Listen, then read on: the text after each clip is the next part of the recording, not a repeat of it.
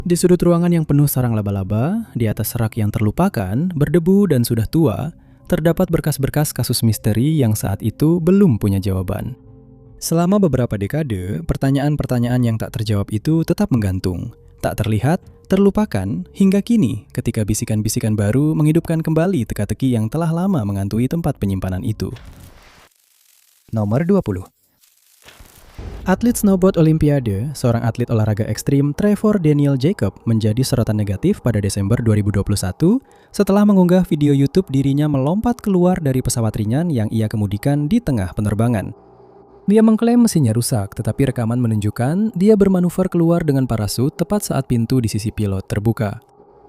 Pesawat tanpa pilot itu jatuh dan Jacob selamat, membuatnya mendapatkan banyak penayangan dan subscriber. Skeptisisme di internet dengan cepat meningkat terkait dugaan rekayasa kecelakaan ini, terutama setelah puing-puingnya menghilang dan mesin pesawat tampak sempat menyala kembali.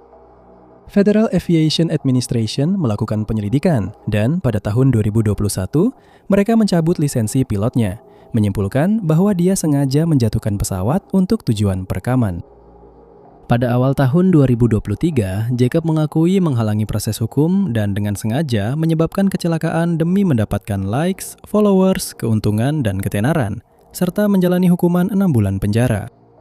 Video tersebut mendapatkan lebih dari 2,9 juta penayangan. Nomor 19.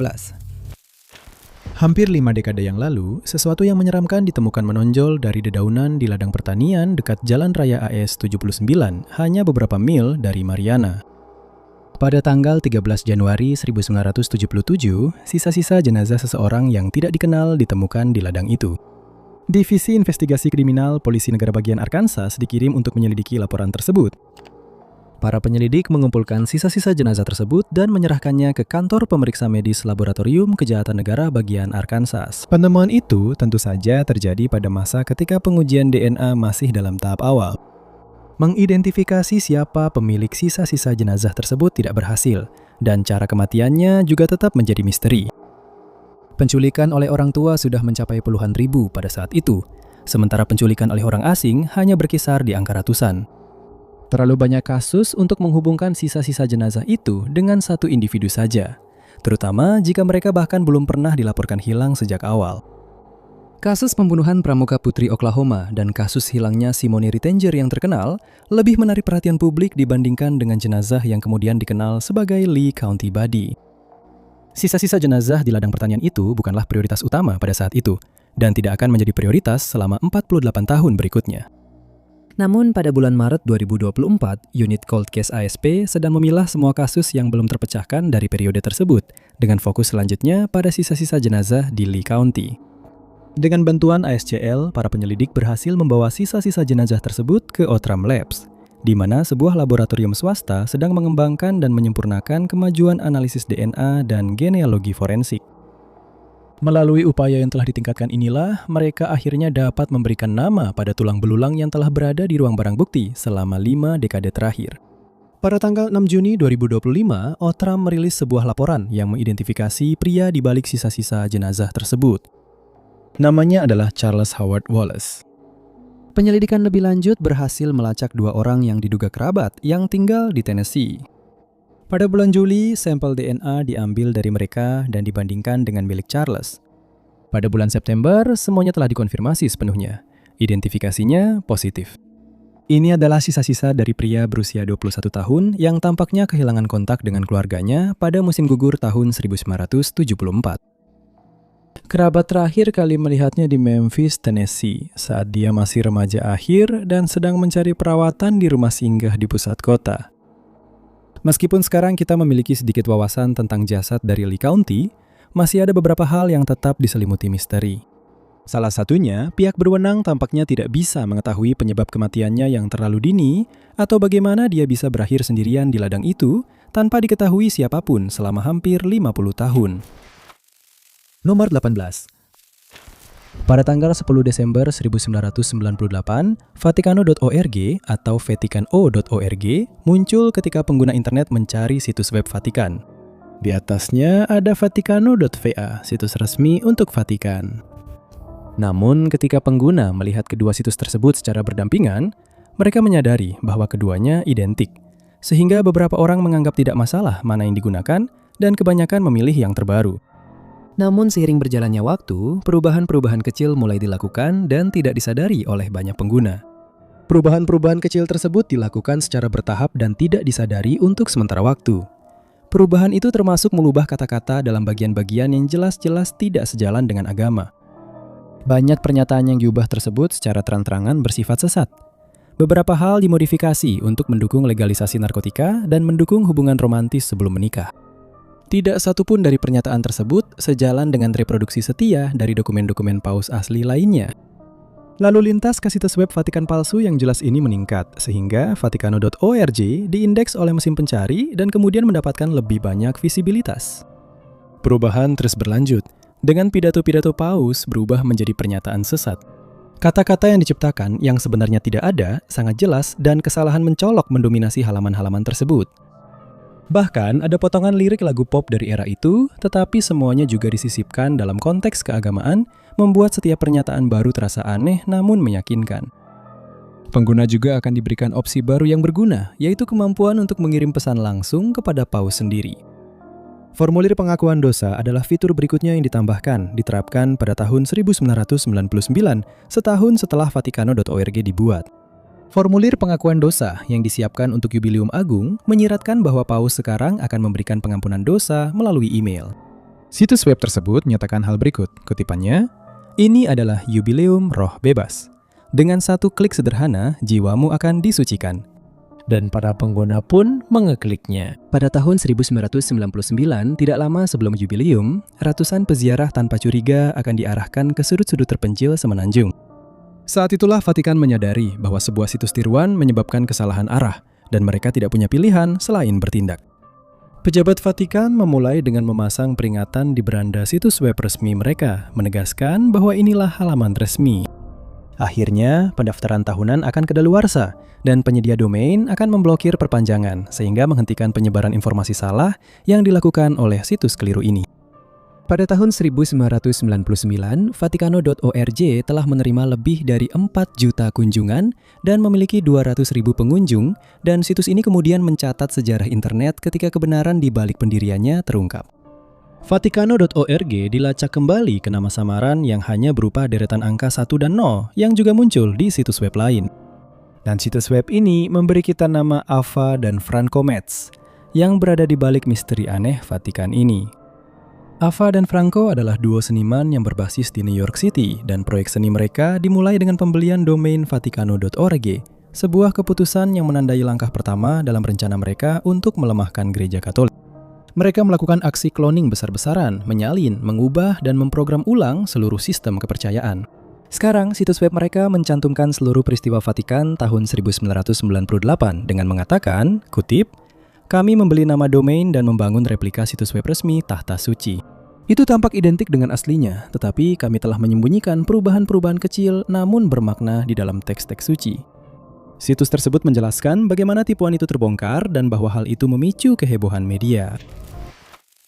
Nomor 17. Saat ini sedang terjadi kontroversi besar yang membuat komunitas sejarah terpecah. Dengan satu pihak berjuang mencari bukti dan pihak lain sibuk berspekulasi. Dan semuanya berpusat pada misteri piramida Giza. Perdebatan sengit dimulai pada bulan Maret 2025 ketika sebuah pengumuman yang terdengar aneh dan keliru dibuat. Kota ditemukan di bawah piramida. Peneliti dari Italia dan Skotlandia mengklaim telah menggunakan teknologi radar baru yang disebut radar apertur sintetis, dengan menggabungkan data radar satelit dengan getaran kecil dari aktivitas seismik alami. Radar tersebut menghasilkan gambar 3 dimensi dari apa yang diyakini para peneliti sebagai sisa-sisa kota kuno yang tersembunyi di bawah piramida Raja Khafre. Melalui upaya inilah, 8 struktur vertikal ditemukan di bawah piramida yang membentang hingga kedalaman sekitar 2.100 kaki. Setiap poros diduga dikelilingi oleh jalur spiral yang terhubung kedua struktur berbentuk kubus berukuran 80 meter yang menunjukkan adanya ruangan-ruangan terpisah. Para peneliti juga melaporkan bahwa 5 struktur bertingkat terhubung oleh beberapa lorong yang telah dirahasiakan dari para arkeolog dan sejarawan selama beberapa dekade. Dengan pernyataan baru ini, skeptisisme pasti akan muncul. Beberapa ahli telah mengemukakan kekhawatiran serius tentang teknologi yang digunakan untuk membuat klaim berbahaya ini yang pada akhirnya akan mengubah sejarah seperti yang kita ketahui.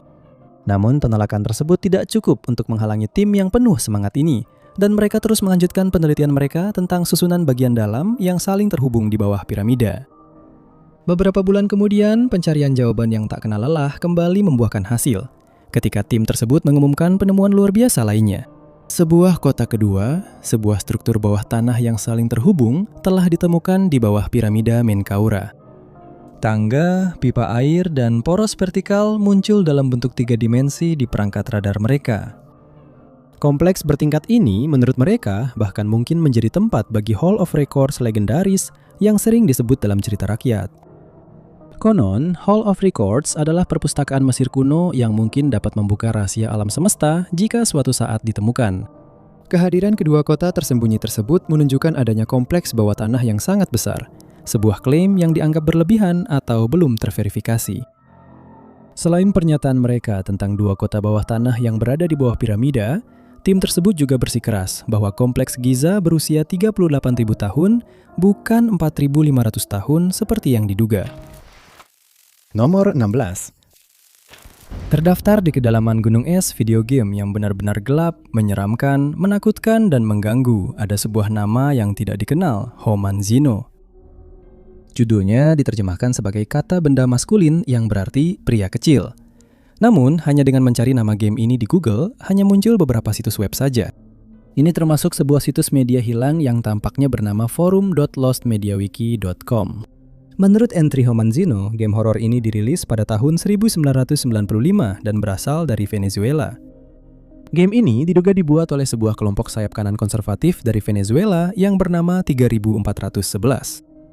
Konon, tujuan video game ini adalah untuk menyebarkan propaganda melawan mantan presiden sosialis Carlos Andrés Pérez. Di situs media yang hilang ini, hanya satu kontributor yang membicarakan game tersebut dan tampaknya memiliki tangkapan layar. Tetapi pengguna tersebut tidak memberikan sumber apapun untuk semua informasi ini.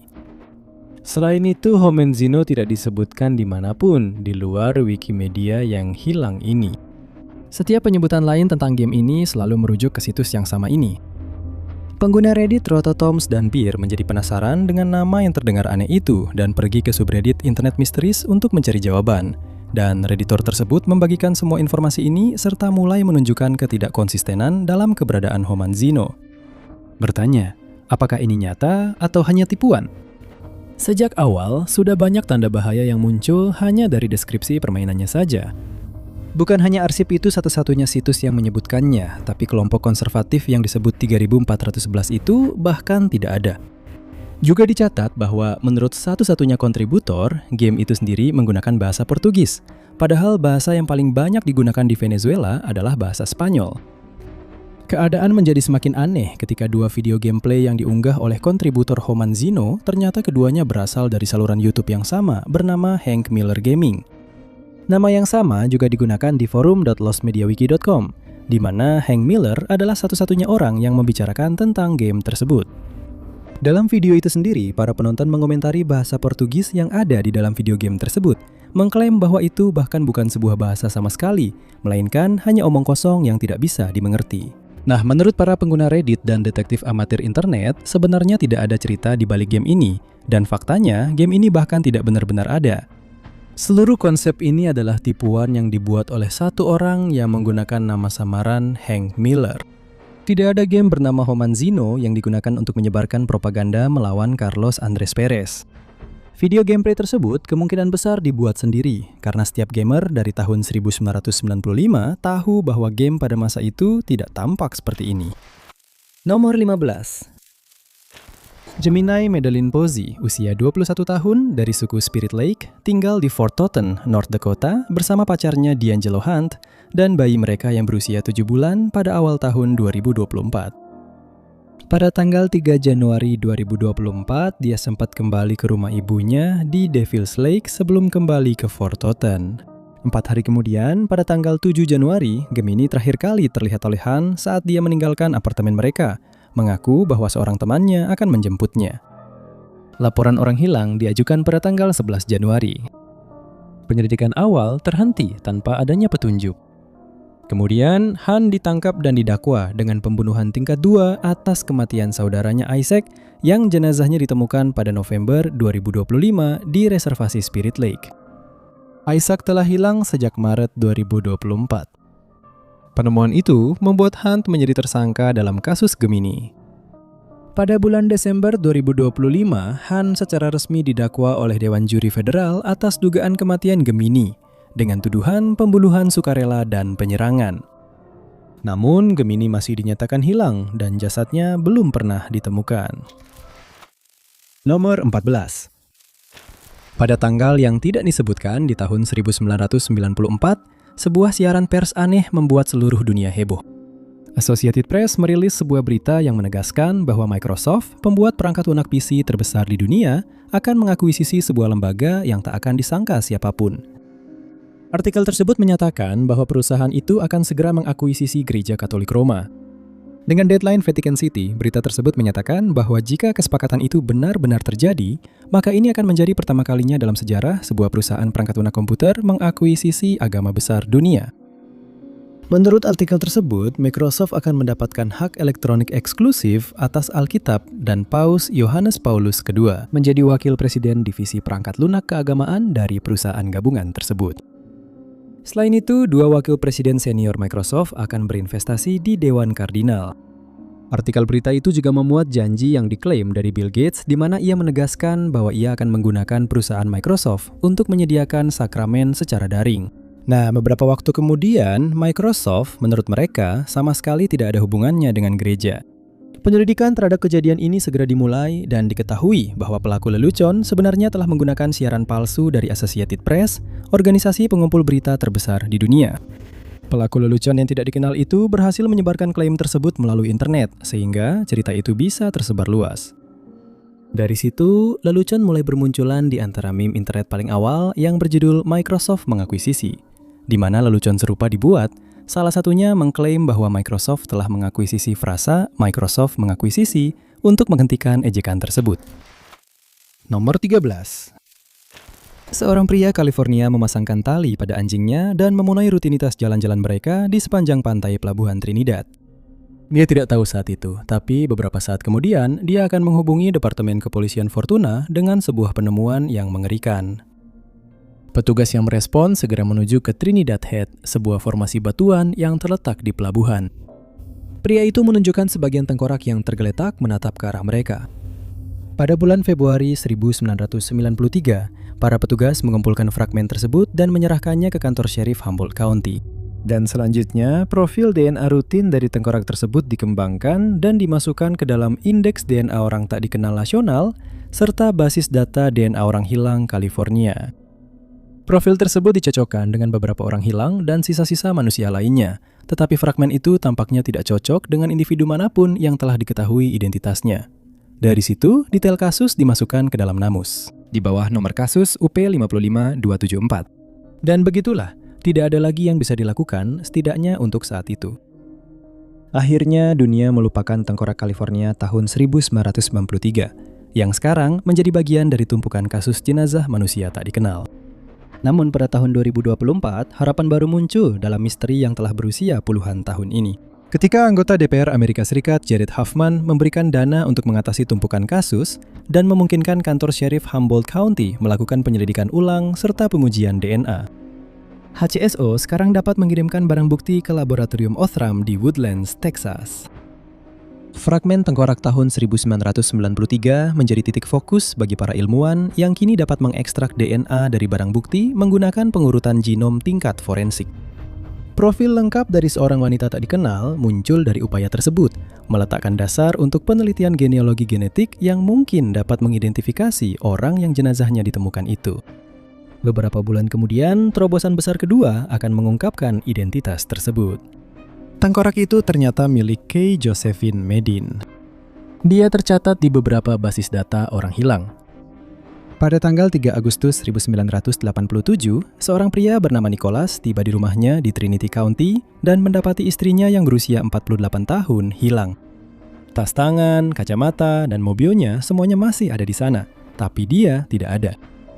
Nicholas melaporkan hilangnya istrinya yang kemudian memicu upaya besar-besaran dari para relawan di medan sulit di area sekitar rumah mereka. Namun tidak ada jejak dirinya yang pernah ditemukan hingga tahun 1993. Istri Nicholas adalah Kay Medin, seorang guru sekolah, dan menurut atasannya, dia dikenal sebagai orang yang ceria.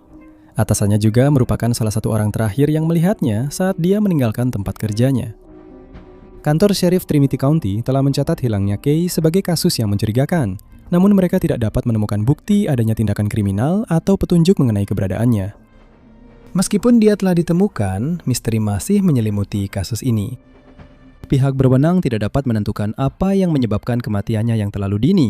Apakah semuanya hanya kecelakaan, atau ada sesuatu yang jauh lebih kelam di balik kejadian ini?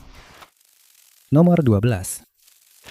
Hilangnya Mara Murray adalah salah satu kasus paling terkenal yang terus mendominasi lini masa, podcast, dan saluran YouTube. Pada tanggal 9 Februari 2004, Mara menarik $280 dari rekening banknya di sebuah ATM yang tidak terletak di kampus tempat dia tinggal, sekitar pukul 3 sore. Hari itu, dia berhenti di sebuah toko minuman keras dan membeli beberapa minuman. Pada pukul 4.30 sore, dia terlihat mengendarai sedan Saturn tahun 1996 miliknya menuju New Hampshire. Mara tidak memberitahu siapapun tentang rencananya atau kemana dia akan pergi.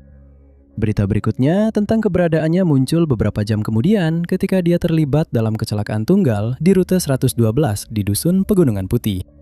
Dia dikatakan kehilangan kendali atas kendaraannya dan mengalami kecelakaan di tikungan tajam, menghantam tumpukan salju dan menabrak pohon. Bagian depan mobilnya ringsek dan sudah tidak bisa dikendarai lagi. 10 menit kemudian, polisi tiba di lokasi. Tetapi saat itu Mara sudah menghilang, meninggalkan mobilnya dan tanpa petunjuk kemana dia pergi atau apa yang mungkin terjadi padanya. Kisah ini menjadi berita utama setidaknya selama setahun sebelum akhirnya menghilang dari pemberitaan. Kisah ini hanya tersisa di buku, blog, dan film sampai tahun 2012 ketika minat baru terhadap kasus ini tiba-tiba muncul melalui misteri internet yang menyeramkan. Pada tanggal 9 Februari 2012, sebuah video yang menakutkan diunggah ke saluran YouTube berjudul 112 Dirtbag. Video itu diberi judul Happy Anniversary dan diunggah tepat pada hari peringatan ke-8 hilangnya Mara. Video tersebut memperlihatkan wajah penuh seorang pria berkacamata. Dia menatap ke arah kamera dan mulai tertawa kecil dengan cara yang mengganggu yang berlangsung terlalu lama. Tawa kecil itu berubah menjadi ledakan tawa gila sebelum pria itu tiba-tiba terdiam. Dia mengedipkan mata dan adegan perlahan memudar, menampilkan tulisan berwarna merah muda yang bertuliskan Happy Anniversary. Meskipun tidak ada yang dikatakan, para detektif internet mulai curiga bahwa mengingat waktu unggahan tersebut, pria itu mungkin memiliki hubungan dengan Mara dan hilangnya dia. Sementara bagi orang lain, video itu hanya tampak seperti ulah orang gila lain yang bermain-main dengan ponsel pintar. Namun kemudian disadari bahwa nama saluran itu sendiri merupakan referensi langsung ke kasus aneh tersebut. Angka 112 yang ada di judul merujuk pada jalan 112 tempat Mara terakhir kali terlihat, dan kata dirtbag mengacu pada sebuah wawancara di mana ayah Mara mengklaim bahwa putrinya diculik oleh para bajingan. Video tersebut menarik perhatian besar di dunia maya hingga membedah setiap aspeknya saja sudah cukup untuk melibatkan polisi. Pihak berwenang mulai menyelidiki 112 dirtbag dan akhirnya berhasil melacaknya, yang sebenarnya tidak terlalu sulit karena wajahnya jelas terlihat di layar. Nama pria itu adalah Eldon Olson, seperti yang kemudian ditemukan oleh para penyelidik, dan mereka menyebutnya sebagai orang yang menjadi perhatian penyelidik lalu menjadi tersangka utama. Olson berhasil ditemukan, diwawancarai secara mendalam, dan diselidiki. Selama penyelidikan, ditemukan bahwa kanal miliknya memiliki entry lain yang berkaitan dengan Mara, dengan salah satunya hanya berjudul Mara Murray. Video tersebut hanya menampilkan sebuah tiket ke Bretton Woods Mountain Resort yang bertanggal 2 hari setelah wanita itu hilang. Namun, tidak ada hal penting yang diungkapkan terkait aspek ini. Setelah diperiksa secara menyeluruh, Olson kemudian dibebaskan. Polisi menyimpulkan bahwa dia hanya trolling di internet dan mungkin bahkan agak tidak stabil. Mereka menemukan bahwa dia sengaja mengunggah video-video menyeramkan untuk mengejek keluarga Mara dan bahwa dia hanyalah persona online, tidak terlibat dalam kejahatan tersebut. Nomor 11. Pada bulan Desember 1988, seorang wanita berusia 20 tahun melaporkan serangan brutal kepada kepolisian di Cobb County. Pada tanggal 30 Desember saat dia mengunci apartemennya di Stone Mountain, seorang pria bertopeng ski dengan pisau memaksanya ke area semak-semak terpencil di kompleks tersebut. Penyerang itu mengancam nyawanya sebelum melarikan diri. Korban menemukan bantuan dan pacarnya membawanya ke DKPD, lalu ke Rumah Sakit Memorial Grady, di mana sampel DNA diambil. Namun, pada tahun 1988, teknologi untuk menguji DNA belum tersedia, sehingga barang bukti disimpan oleh Biro Investigasi Georgia. Lebih dari 3 dekade kemudian, pada bulan Juni 2019, kasus ini dibuka kembali, dan DNA tersebut diuji dengan bantuan Departemen Kehakiman. Barang bukti tersebut kemudian cocok dengan Reginald Caldwell, yang saat itu berusia 58 tahun dan tinggal di DeKalb County pada saat kejahatan terjadi. Setelah penyelidikan lebih lanjut, interogasi dan kesaksian, Caldwell dinyatakan bersalah pada 20 Mei 2025 atas penculikan, penyerangan, dan penganiayaan berat, serta dijatuhi hukuman penjara seumur hidup 2 kali berturut-turut ditambah 20 tahun. Nomor 10. Pada tanggal 11 Oktober 2009, sebuah channel YouTube aneh berjudul Hi Walter, It's Me Patrick mengunggah sebuah video yang sama anehnya. Seorang pria yang diduga bernama Patrick muncul di depan kamera. Dia terlihat mengenakan kacamata dan memiliki rambut agak panjang yang menjuntai menutupi dahinya. Dia menatap langsung ke kamera dan berbicara kepada temannya yang bernama Walter.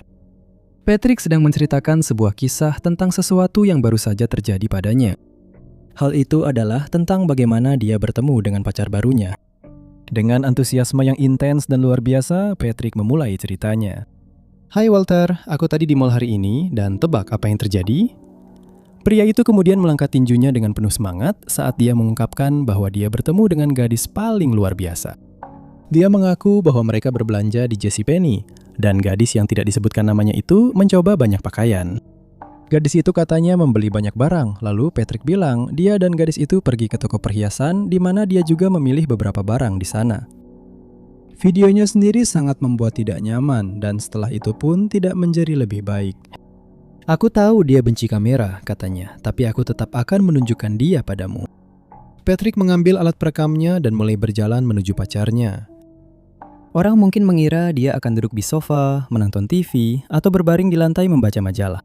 Namun sebaliknya, Patrick menuju ke sebuah pintu yang terkunci, membuka kuncinya, dan memperlihatkan bagian dalam yang gelap. Di lantai terlihat sosok yang nyaris tak tampak. Dia mulai berteriak tidak jelas, membuat sang YouTuber masuk ke dalam ruangan dan membanting pintu hingga tertutup rapat.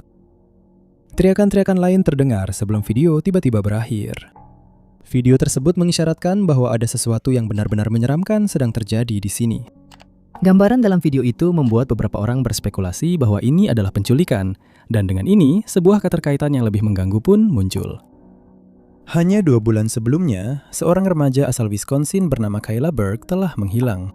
Dia sedang berkeliling bersama pacarnya ketika mereka berhenti di rumah pacarnya. Kevin, sang pacar, mengaku bahwa semua lampu di rumah tiba-tiba mati dan Kayla menghilang saat listrik padam. Dan sejak itu, dia tidak pernah terlihat lagi. Pada saat menghilang, dia mengenakan atasan tali spaghetti merah, sweatshirt biru tua bertudung, celana jeans, dan sandal coklat berhak rendah, serta kalung dengan cincin perak. Dalam sebuah video yang diunggah oleh Patrick, gadis yang ada di lantai tampak mengenakan kaos yang serupa, meskipun warnanya terlihat lebih merah muda. Video tersebut memicu kekhawatiran luas dan menjadi viral di media sosial. Video itu beredar di beberapa forum sebelum akhirnya sampai ke tangan seorang petugas polisi beberapa tahun kemudian. Apa yang awalnya dimulai sebagai video pengantar berubah menjadi misteri besar yang menimbulkan pertanyaan. Apakah gadis yang tergeletak di lantai di balik pintu terkunci itu Kayla Burke? Departemen kepolisian setempat tampaknya memang mencurigai hal itu, dan penyelidikan terhadap kanal tersebut dimulai pada tahun 2016, hampir 8 tahun setelah video menyeramkan itu diunggah. Segera diketahui bahwa Patrick bukanlah ancaman bagi masyarakat, dan dia tidak terlibat dalam hilangnya Kayla. Sebaliknya, dia adalah seorang aktor dari kanal komedi YouTube berjudul 2150 Studios, yang melakukan sebuah sketsa jahat yang sangat berdampak pada komunitas dan orang tua gadis yang hilang tersebut. Nomor 9. Misteri lain dari era Alkitab adalah Tabut Perjanjian, sebuah elemen yang telah lama disebutkan dalam daftar misteri yang terus berkembang. Di mana letaknya? Apa sebenarnya itu? Pertanyaan-pertanyaan itu masih tetap ada. Menurut Alkitab, ada sebuah peti kayu berlapis emas yang dihias indah, dirancang untuk menyimpan komponen penting yang menjadi awal dari seluruh kisah Alkitab.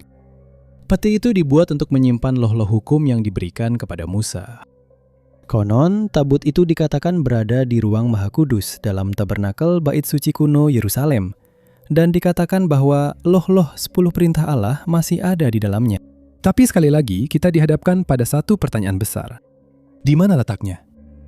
Misteri tabut perjanjian tampaknya telah selangkah lebih dekat untuk terpecahkan jika kita mempercayai perkembangan terbaru yang telah terjadi.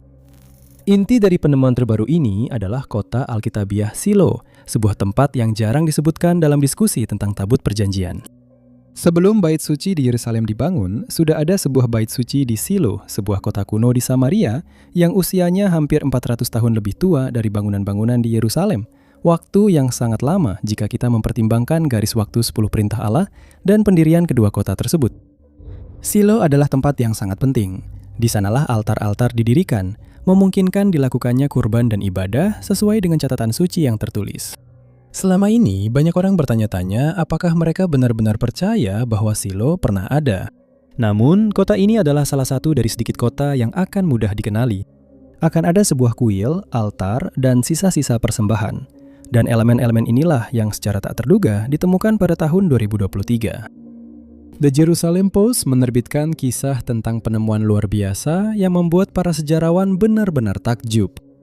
Penggalian arkeologi sedang berlangsung di daerah yang diyakini sebagai kota Shiloh berabad-abad yang lalu. Lapisan demi lapisan, tanah mengungkapkan lebih banyak fitur yang mendukung teori yang berkembang. Saat mereka mulai membersihkan debu, para ahli bertanya-tanya apakah mereka baru saja menemukan kompleks ibadah yang dulu pernah menjadi pusat di Silo. Saat tim bekerja untuk mengidentifikasi reruntuhan sebuah bangunan batu, mereka segera menyadari sesuatu yang mengejutkan. Dimensi bangunan tersebut sesuai dengan deskripsi, tata letak, dan ukuran kemah suci yang diyakini pernah menyimpan tabut perjanjian. Tabut perjanjian menyimpan aturan-aturan tertulis tentang kehidupan, sebuah penemuan yang bisa mengubah dunia. Bangunan tersebut menurut para ahli menghadap dari timur ke barat dan dibagi dengan rasio 2:1 seperti yang dijelaskan dalam kitab suci. Para peneliti juga mendokumentasikan sebuah dinding besar di dalam yang membagi ruangan menjadi 2 bagian, mencerminkan pembagian ruang kudus dan ruang maha kudus dalam kitab Keluaran. Mendukung teori tersebut, terdapat lebih dari 100.000 tulang hewan, termasuk domba, kambing, dan sapi, yang kemungkinan digunakan sebagai korban persembahan, sebuah temuan yang tidak bisa dianggap sebagai kebetulan. Sangat jelas bahwa ini adalah sebuah situs pengorbanan ritual, dan ukurannya sesuai dengan ukuran kemah suci. Namun yang hilang dari tempat itu adalah tabut perjanjian, yang hingga kini masih menyimpan rahasianya dari dunia.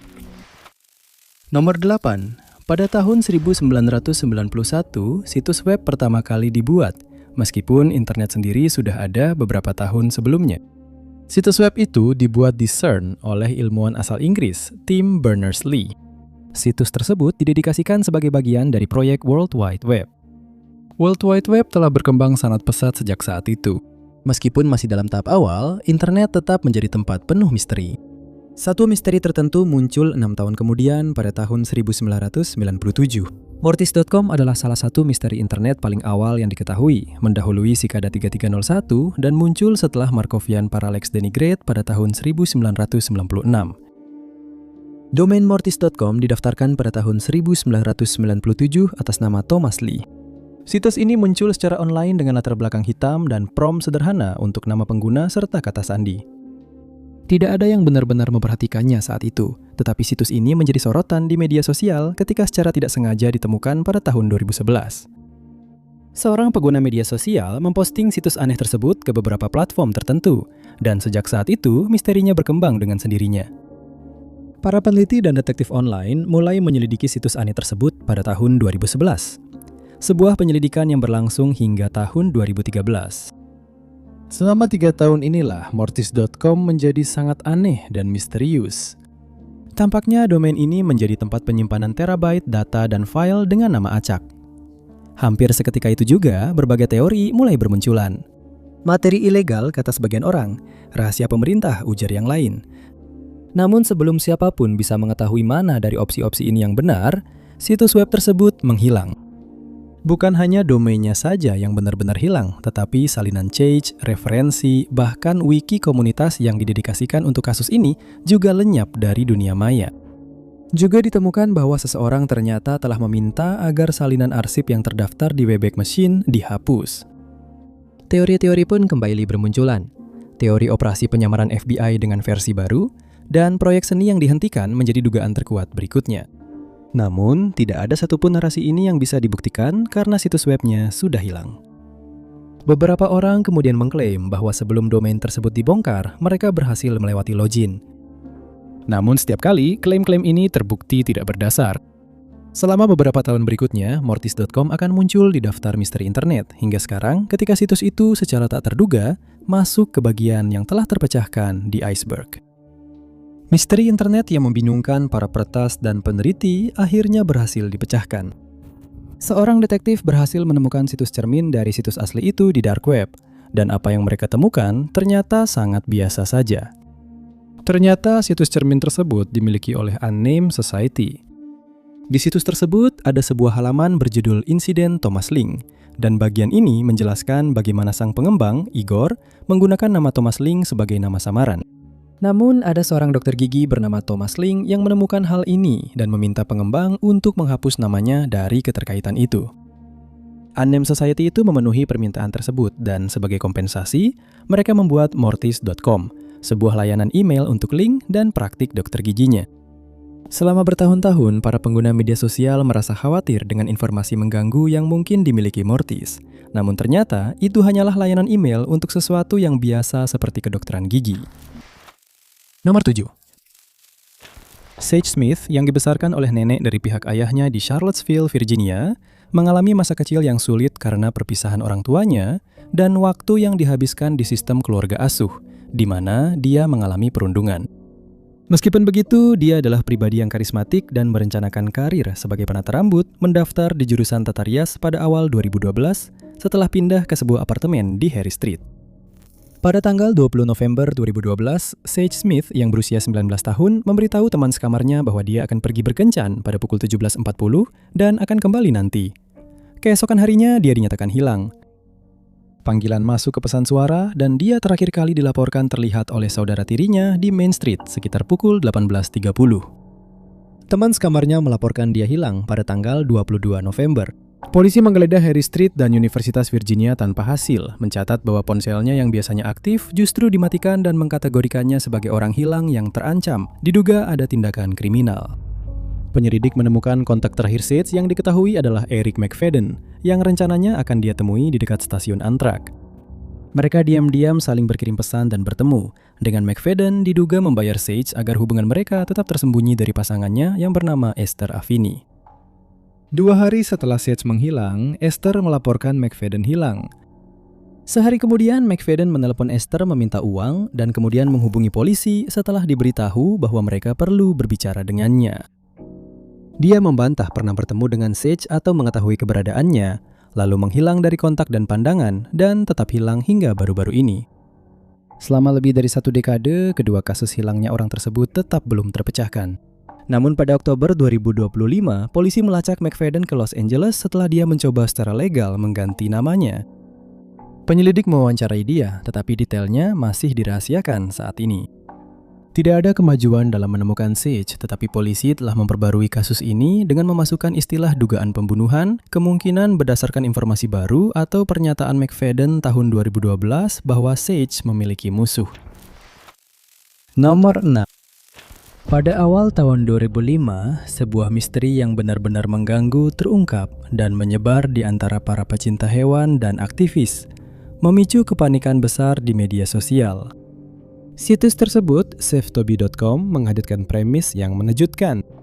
Pemilik situs tersebut baru saja menyelamatkan seekor kelinci yang terluka dan sedang merawatnya hingga pulih. Mereka menamai hewan kecil yang terluka itu Toby. Awalnya, itu terlihat seperti sebuah halaman di mana sang penyelamat meminta bantuan untuk berdonasi demi Toby. Tapi pemilik situs itu membuat sebuah tuntutan yang mengubah narasi tersebut. Jika mereka tidak menerima $50.000 dalam bentuk donasi melalui PayPal untuk perawatan Toby paling lambat tanggal 30 Juli, mereka akan memasak dan memakan kelinci itu. Saat membaca tuntutan itu, terdengar desahan kaget yang tak terucapkan.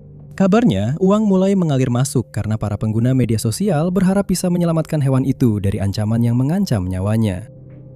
Konon, gambar kelinci lucu dan ancaman yang tak berdasar itu sudah cukup untuk memaksa banyak pengguna membuka dompet mereka. $16.380 dan 18 sen dilaporkan berhasil dikumpulkan untuk kisah Save Toby. Jumlah yang terasa benar-benar luar biasa di dunia di mana kelinci pada dasarnya dianggap tidak berharga dan tempat penampungan hewan harus berjuang keras untuk mendapatkan sisa-sisa demi menjaga operasional mereka tetap berjalan. Angka tersebut terpampang di bagian bawah halaman, seolah-olah menunjukkan betapa seriusnya ancaman itu. Angka tersebut secara berkala diubah, membuatnya seolah-olah orang-orang baik hati ikut menyumbang untuk mencegah Toby dimasak dan dimakan. Namun, kenyataannya bukan itu yang terjadi. Snopes, para pemeriksa fakta di internet, datang untuk menyelamatkan keadaan dan juga kelinci tersebut. Situs tersebut mengungkapkan bahwa mereka telah menerima email dari banyak pembaca tentang situs yang mengancam hewan itu dan memutuskan untuk menyelidiki apakah benar ada seorang pria yang akan memakan seekor kelinci jika dia tidak mencapai target uangnya. Tidak butuh waktu lama bagi situs tersebut untuk menyimpulkan bahwa Save Toby memang sebuah tipuan. Sebenarnya premisnya lah yang membuat semuanya terbongkar. Kirim uang atau kelinci ini akan celaka. Jika ini belum cukup jelas, pengunjung lain menemukan sebuah pernyataan tersembunyi di halaman tersebut yang akhirnya mengakhiri seluruh misteri ini. Di bagian bawah tertulis, catatan, ini hanya lelucon. Silakan berdonasi hanya untuk membeli perlengkapan atau membantu mendukung SaveToby.com. Penjelasannya sudah jelas. Toby sebenarnya tidak pernah dalam bahaya nyata. Nomor 5. Di kitab Kejadian disebutkan sebuah kisah yang kebenarannya masih diperdebatkan. Ini adalah kota Mahanaim, yang terletak di Israel di sisi timur Sungai Yordan. Dalam kitab Kejadian, kita membaca tentang perjalanan Yakub untuk bertemu kembali dengan saudaranya. Dia tiba di Mahanaim yang baginya adalah sebuah kota tanpa nama. Di sini, malaikat-malaikat Tuhan menemuinya dan menyatakan bahwa tempat itu adalah perkemahan Tuhan, serta menamainya Mahanaim, yang berarti dua perkemahan. Berabad-abad setelah itu, suku-suku Israel, yaitu Ruben, Gad, dan Manasye, meminta agar mereka diberikan warisan di sebelah timur Sungai Yordan. Permintaan itu dikabulkan oleh Musa, tetapi dengan syarat bahwa suku-suku tersebut harus membantu suku-suku lain berperang melawan orang Kanaan, dan mereka benar-benar melakukannya. Wilayah itu kemudian diberikan kepada mereka, tetapi setelah penaklukan Kanaan, kita mendapati bahwa atas perintah Tuhan, beberapa kota termasuk Mahanaim akan diberikan kepada orang Lewi. Ada beberapa kisah lain yang berlangsung selama berabad-abad terkait kota yang unik ini. Namun pertanyaannya tetap, di manakah letaknya? Pada Januari 2025, dua cendekiawan terkemuka Israel mengumumkan perkembangan menarik dalam misteri ini. Sebuah perkembangan yang mereka sadari hanya 2 bulan sebelumnya. Berserakan di sebuah situs arkeologi di puncak bukit di Yordania, terdapat balok-balok batu yang dihiasi dengan adegan artistik singa dan perjamuan, bukti adanya istana Israel kuno yang mungkin pernah berdiri di sana sekitar 2.800 tahun yang lalu. Kehadiran arsitektur monumental yang berasal dari awal abad ke-8 sebelum Masehi mungkin merupakan bukti ekspansi bangsa Israel, yang menunjukkan bahwa istana tersebut merupakan bagian dari kerajaan Israel dengan kota Mahanaim berada di dalam wilayahnya. Bagian-bagian dalam Alkitab menunjukkan bahwa kota tersebut terletak di sebelah Penuel yang diyakini para peneliti sebagai Tel ad-Dahab es-Sarki di masa kini. Yang mendukung teori ini adalah penyebutan sebuah kuil di Penuel dalam Alkitab. Dan tampaknya sebuah kuil seperti itu telah ditemukan di Tel ad-Dahab es-Sarki. Namun, penemuan reruntuhan tersebut tidak digunakan sebagai bukti untuk mengonfirmasi historisitas Alkitab dan narasi-narasi di dalamnya. Namun entah mengapa, penemuan reruntuhan tersebut tidak digunakan sebagai bukti untuk mengonfirmasi historisitas Alkitab. Sebaliknya, para peneliti mengatakan bahwa reruntuhan tersebut menjadi bukti keberadaan bangsa Israel di Transyordan, sebuah aspek yang dapat membantu para peneliti memahami mengapa peristiwa-peristiwa Alkitab berlatar di wilayah ini. Nomor 4. Tersembunyi di dalam lorong tak berujung yang disebut internet, kita menemukan sebuah tempat yang sebaiknya tidak dijelajahi. Dark Web adalah tempat di mana situs web tidak diindeks oleh mesin pencari dan secara teori dapat dikunjungi secara anonim. Seperti namanya, hal-hal gelap dan mengganggu dikatakan bersemayam di sini. Dark Web telah mempermudah penjualan informasi yang dicuri. Kartu kredit dan nomor jaminan sosial secara rutin dibeli, begitu juga dengan kata sandi akun email, seringkali dalam jumlah besar. Contohnya adalah insiden tahun 2012 yang melibatkan seorang peretas Rusia yang mencuri 117 juta kata sandi dari alamat email LinkedIn dan kemudian menawarkan informasi tersebut untuk dijual di dark web. Pada tahun 2016, sekitar 200 juta kata sandi dicuri dari Yahoo dan diposting di dark web. Namun, ada kegelapan yang jauh lebih mengganggu yang mengintai di balik dark web. Sebuah istilah yang tidak hanya memicu ketakutan, tetapi juga rasa penasaran. Red Rooms. Red Rooms dikabarkan merupakan bagian ilegal dan rahasia dari dark web, di mana situs web menawarkan rekaman yang belum pernah dilihat sebelumnya dari peristiwa-peristiwa paling mengerikan. Pengguna yang masuk ke sana diharuskan membayar biaya, biasanya mencapai ribuan dalam mata uang kripto. Pembayaran yang berhasil memberi mereka kesempatan untuk menyintip kengerian yang muncul dalam bentuk kejahatan secara langsung, termasuk penyerangan, penyiksaan, dan pembunuhan. Terkadang pengguna bahkan bisa memberikan suara untuk menentukan nasib korban. Sesi Red Room disiarkan langsung dari dark web itu sendiri, menyembunyikan identitas para penonton dari pihak berwenang dan bahkan dari mereka yang berada di balik video tersebut. Deskripsi singkat tentang apa itu Red Room di dark web terdengar seperti sesuatu dari film horor modern, dan memang seharusnya begitu. Asal mula narasi Red Room dapat ditelusuri kembali ke creepypasta, video konspirasi di YouTube, film horor, dan tantangan deep web. Tapi apa yang membuat manusia begitu tertarik pada hal-hal seperti itu? Mengapa ada naluri jahat untuk menjelajahi bagian terdalam internet hanya untuk menyaksikan penyiksaan orang asing dan pembunuhan terhadap orang lain? Ya, kemungkinan alasannya sama dengan mengapa banyak orang mengunjungi channel YouTube yang ada kata tidak dikenal dan misteri di judulnya. Kita terobsesi dengan hal-hal tabu yang tak terlihat dan menyimpan rasa penasaran yang aneh sampai membuat sulit tidur, yang hanya bisa dipuaskan dengan melihat sesuatu yang belum pernah disaksikan. Dark web memberikan penonton tempat yang sempurna untuk melakukan hal itu. Ini menyediakan komunikasi terenkripsi, anonimitas, dan mata uang yang tidak bisa dilacak kembali ke satu individu saja. Konsep Red Room adalah salah satu misteri internet yang paling mudah untuk dibantah dan bisa dijelaskan hanya dalam 2 kalimat. Pertama, Tor, peramban web khusus yang dibutuhkan untuk mengakses dark web, tidak mungkin bisa menjalankan Red Room siaran langsung ini karena memang tidak stabil. Kedua, dengan klaim keberadaannya, diskusi tanpa henti, dan rasa penasaran yang mengelilingi konsep ini, kamu pasti mengira setidaknya ada satu tangkapan layar dari rekaman mengerikan itu yang beredar. Tapi semuanya sudah terbukti palsu. Nomor 3. Itu dimulai dengan sesuatu yang sesederhana mendaki. 2 teman pergi ke alam liar, berharap untuk berinteraksi dengan alam dan bersantai. Tetapi sebaliknya, mereka justru menemukan sesuatu yang akan terus menghantui mereka selama puluhan tahun ke depan. Sejak saat itu, perjalanan mendaki selalu disertai kecemasan dan kekhawatiran. Pada tanggal 9 Januari 2015, para pendaki itu tanpa curiga berada di luar Puerto de Somiedo, sebuah kota di Spanyol yang dikenal dengan jalur pegunungan dan Taman Nasional Somiedo. Namun, kota itu akan menjadi terkenal karena alasan yang berbeda. Selama pendakian mereka, kedua pelancong itu tanpa sengaja menemukan sesuatu yang sama sekali tidak mereka duga. Sebuah mayat. Di samping sebuah sungai kecil, terdapat sebuah selimut, membentuk wujud yang mencurigakan dan tidak beraturan, sehingga layak untuk diselidiki lebih lanjut. Saat keduanya mendekat, bau busuk membuat mereka mundur, sehingga mereka memutuskan untuk menghubungi kantor polisi setempat. Petugas berbondong-bondong ke lokasi dan mulai membuka lapisan-lapisan selimut itu hanya untuk menemukan sebuah mayat di bawahnya. Jenazah tersebut karena tidak memiliki identitas dinamai pria Somiedo dan ia segera dibawa ke kamar mayat untuk diautopsi. Satu kaki hilang dari tubuh pria tersebut diduga telah dibawa oleh hewan pemakan bangkai. Juga ditemukan bahwa meskipun tulang rusuknya menonjol, ia telah mendapat asupan gizi yang cukup selama sebagian besar hidupnya. Bulu wajahnya terawat dengan baik dan kulitnya juga tampak sangat terawat semasa hidup. Pria Somiedo juga mengalami kelainan bentuk.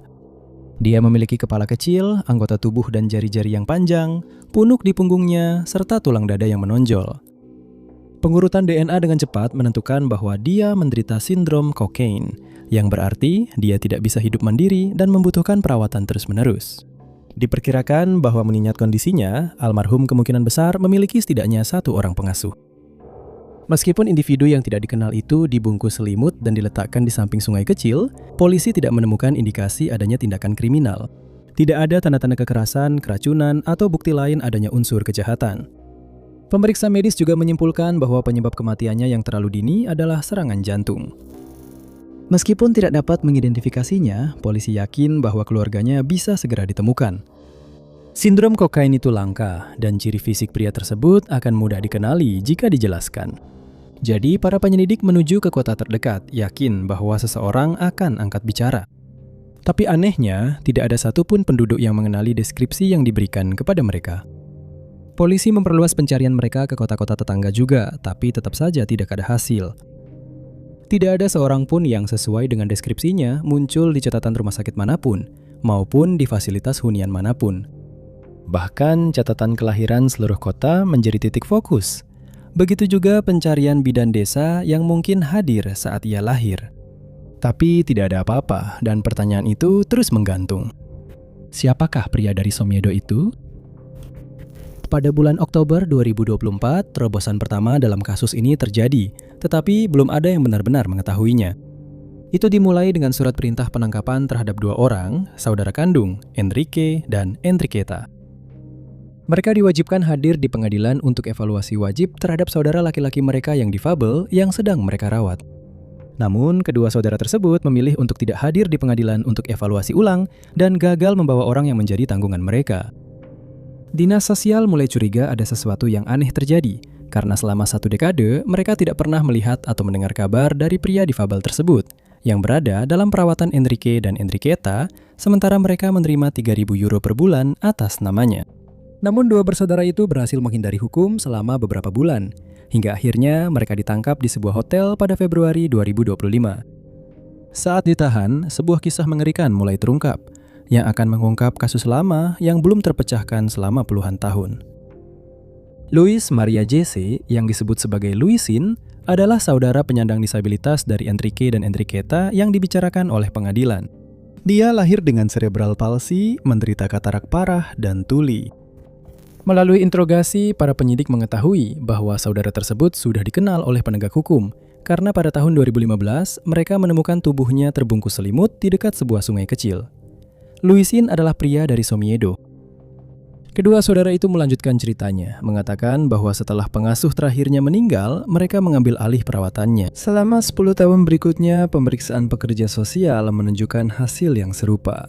Pria itu tidak ada di sana. Dia sedang pergi, sedang sakit, atau sedang mengunjungi kerabat.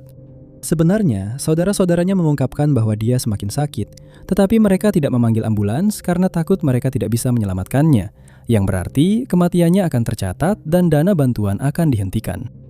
Jadi mereka menunggu sampai Luisin akhirnya meninggal akibat penyakitnya dan pada akhirnya karena kelaparan. Dan kemudian mereka membawanya ke hutan, menyembunyikan tubuhnya dari dunia dan dari pemerintah, sehingga mereka bisa terus menerima dana disabilitas selama 1 dekade berikutnya. Nomor 2. Konsep homunculus, istilah yang berarti manusia kecil, pertama kali dicatat pada abad ke-16. Konsep ini berasal dari bidang alkimia dan secara khusus merujuk pada penciptaan makhluk-makhluk kecil berbentuk manusia yang muncul dalam keadaan sudah terbentuk sepenuhnya. Ada gambaran artistik tentang para alkemis yang melakukan percobaan ini, di mana mereka menyuntikkan cairan ke dalam telur ayam. Beberapa waktu kemudian muncul manusia miniatur. Gagasan itu segera hilang di telan waktu, tetapi tidak pernah benar-benar lenyap. Dengan munculnya internet, beberapa orang menganggapnya sebagai platform yang mudah untuk menjangkau seluruh penjuru dunia dengan konsep-konsep aneh dan narasi yang tidak realistis. Corneille Alev adalah salah satu orang yang memanfaatkan internet untuk tujuan ini. YouTube adalah salah satu platform media sosial pertama yang memungkinkan penyebaran luas konten yang seringkali tidak diatur. Alev, seorang pria Rusia, menemukan legenda alkimia tentang homunculus dan mulai mendokumentasikan eksperimennya, yang pada akhirnya akan tersebar di seluruh situs web tersebut. Dalam video pertamanya yang berjudul Cara Membuat Homunculus, dia menjelaskan kepada penontonnya tentang hal tersebut secara rinci. Di latar depan, kita diperlihatkan semua barang yang dibutuhkan untuk menciptakan makhluk yang sebenarnya tidak ada itu. Sebuah telur, sebuah jarum suntik berisi cairan biologis, sebuah wadah, dan sepasang gunting kecil. Dan kemudian terjemahannya muncul di bagian bawah layar. Halo, hari ini kita akan melakukan percobaan membuat homunculus.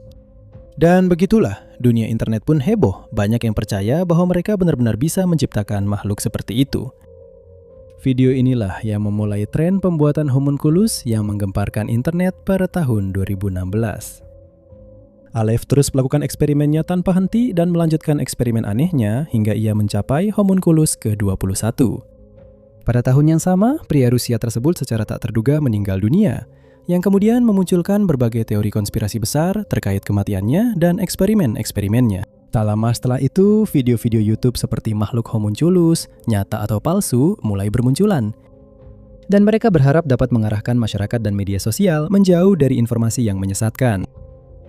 Merujuk kembali pada eksperimen orang Rusia, sang YouTuber mengungkapkan betapa mudahnya menipu seluruh dunia. Plastisin, medan magnet, dan pengeditan kamera yang cermat adalah penyebab di balik makhluk yang tampak hidup yang muncul dari telur ayam itu. Gerakannya dipaksakan. Homunculus itu adalah boneka. Dan bukan hanya Aleph yang menjadi dalangnya, tetapi juga mereka yang percaya bahwa makhluk-makhluk kecil bisa dibuat dari sesuatu yang sesederhana telur ayam dan dari kondisi lingkungan yang tidak diatur. Bill membongkar misteri homunculus di internet sebagai tipuan dan memasukkannya bersama dengan Bonsai Kitten dan Genpets tahun 2000-an. Nomor 1. Terletak di dalam wilayah Chili dan Samudra Pasifik bagian tenggara, terdapat sebuah pulau yang dihiasi dengan sejarah yang penuh warna dan monumen-monumen yang menjadi saksi bisunya. Moai, yang juga dikenal sebagai patung kepala Pulau Paskah, merupakan ciri paling menonjol dari pulau tersebut. Patung-patung ini dibuat oleh masyarakat Rapa Nui awal dan pada tahun 1995, mereka dinyatakan sebagai situs warisan dunia. Masih ada perdebatan di antara para ahli tentang bagaimana para penduduk pertama kali mencapai tempat tinggal mereka. Perdebatan serupa juga muncul ketika membahas bagaimana mereka akhirnya menghilang dari sana. Selama ini, runtuhnya Pulau Paskah selalu dikaitkan dengan satu penjelasan, yaitu ekosida. Hipotesis ekosida paling terkenal diterapkan pada Rapa Nui dan bahkan bisa digunakan untuk menggambarkan kondisi iklim saat ini. Teori ini menyatakan bahwa alasan di balik runtuhnya masyarakat tersebut berasal dari kerusakan lingkungan yang mereka sebabkan sendiri. Konsumsi berlebihan menurut beberapa ahli. Penggundulan hutan untuk pembangunan moai, erosi tanah akibat penggunaan berlebihan yang menyebabkan kelaparan, konflik internal yang berujung pada peperangan, dan selanjutnya, menurut para ahli, keruntuhan masyarakat. Ekosida, kata mereka, adalah penyebab keruntuhan itu. Suku Rapa Nui menghancurkan diri mereka sendiri melalui penipisan sumber daya dan kapasitas berlebihan. Sekarang semua yang kita ketahui sedang dipertanyakan. Teori yang selama ini berlaku tidak lagi unggul karena baru sedikit lebih dari sebulan yang lalu, teknologi kembali terbukti bermanfaat. 15 mantan penghuni pulau terpencil itu telah disimpan di laboratorium selama cukup lama, menunggu cara baru untuk mengungkap lebih banyak rahasia dan misteri. Dan mereka adalah kandidat yang sempurna untuk menulis ulang sejarah seperti yang kita ketahui. Salah satu kemajuan yang baru-baru ini terjadi adalah pengurutan genom, yang memungkinkan para peneliti mempelajari lebih banyak tentang DNA dan sekarang telah digunakan sebagai cara untuk menentukan apa yang sebenarnya terjadi. Dengan menganalisis DNA dari 15 penduduk tersebut, para ahli tidak menemukan bukti adanya bottleneck genetik yang sesuai dengan penurunan populasi secara cepat. Melalui analisis data arkeologi dan penanggalan radiokarbon, juga ditentukan bahwa seperti kebanyakan populasi kuno, populasi Rapa Nui awalnya kecil dan meningkat secara bertahap selama berabad-abad, mempertahankan populasi 3.000 hingga 4.000 orang. Komunitas tersebut menggunakan teknik bercocok tanam dengan batu yang membantu mereka mengelola tanah vulkanik. Namun, pada tahun 1860-an, jumlah mereka tiba-tiba menurun dengan sangat cepat. Dan apa yang terjadi pada tahun 1860-an? Perbudakan, ekspansi ke barat, nasionalisme, pencurian wilayah, reformasi, pembantaian, dan perang saudara. Dengan melihat faktor-faktor ini dan memanfaatkan data yang dikumpulkan para peneliti, segera ditemukan bahwa ekosida sama sekali bukan penyebab runtuhnya peradaban tersebut. Para pemburu budak dari Peru tiba di pulau itu pada dekade tersebut, dan mereka membawa sebanyak mungkin orang Rapa Nui yang bisa mereka muat di perahu mereka. Pada saat mereka meninggalkan pulau itu, sepertiga dari komunitas tersebut telah hilang. Ini jelas bukan keruntuhan populasi. Keruntuhan populasi menurut para ahli berarti kehilangan 80 hingga 90% dalam jangka waktu tertentu, bukan pemusnahan secara langsung. Tapi tetap saja itu hanya sepertiga dari populasi. Kemana perginya sisa orang Rapa Nui? Nah, Genom mengungkapkan rahasia orang Pulau Paskah yang selama ini tersimpan rapat, yaitu adanya pertukaran dengan penduduk asli Amerika. Ditemukan bahwa sebelum kedatangan Columbus di Amerika, orang-orang Pulau Paskah melakukan perjalanan melintasi lautan ke Amerika Selatan, di mana gen mereka kemudian bercampur dengan penduduk asli setempat. Meskipun ini adalah penemuan baru-baru ini, hal ini sebenarnya tidak terlalu mengejutkan. Sejarah lisan telah lama menceritakan kisah tentang Pulau Paskah dan penduduk asli Amerika, dan keberadaan ubi jalar di pulau tersebut menunjukkan adanya perdagangan sebelum kontak dengan bangsa Eropa. Meskipun beberapa ahli dan bahkan masyarakat umum enggan melepaskan narasi yang salah, buktinya ada di genom dan DNA. Terima kasih banyak sudah menonton. Jika kalian menyukai video ini, jangan lupa tekan tombol suka. Jangan lupa juga untuk berlangganan dan klik lonceng notifikasi agar tetap update dengan semua unggahan kami berikutnya. Nama saya Top 5 Unknowns dan saya akan bertemu kalian di video berikutnya.